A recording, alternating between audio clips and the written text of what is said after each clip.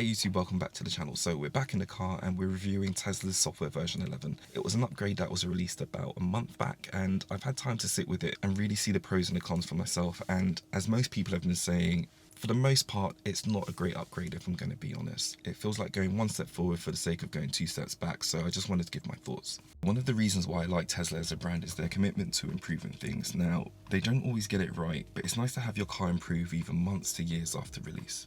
Now, your Tesla, like your mobile, receives major software and security updates, and some of them are really given quality of life improvements, like the addition of blind spots on the infotainment system when making a turn, or the addition of games like Sonic the Hedgehog.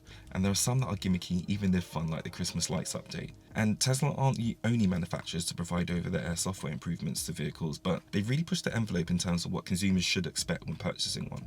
And I should note, I'm not paying for premium connectivity. I'm not paying anything extra, so every update I've received has come at no additional cost, which is kind of crazy, right? Because other automakers will charge you for additional features that come as standard on a Tesla. So think about lane keeping and seat heating on BMWs. But like I said before, they don't always get it right. And software version 11 is leaving me underwhelmed more than anything, and it's largely to do with the user interface itself. The major qualm I have with this software is that for my most accessed features, I have to dig deep into menus to find them. So for example, accessing the heated seat simply meant a button press on the bottom of the infotainment system before, and now I have to go via the temperature control menu. But doing this automatically switches on the AC. And there are other negatives. So the fact that you previously could press the driver symbol at the top of the screen and bring up your driver profiles, now this button's in the control panel. Before, you could press the time in the infotainment system and it bring up your calendar. Also, you used to be able to just access the music menu with a single press, but now with version 11, you have to go through menus to get there.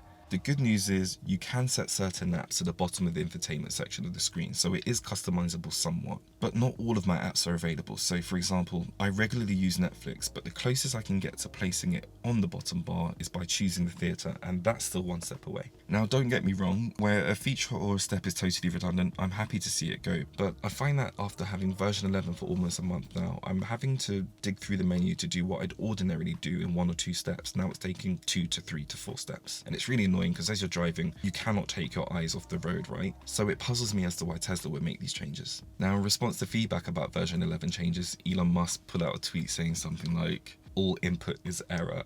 I'd argue that additional input is increased error. So bring back the features, I want to see those things back.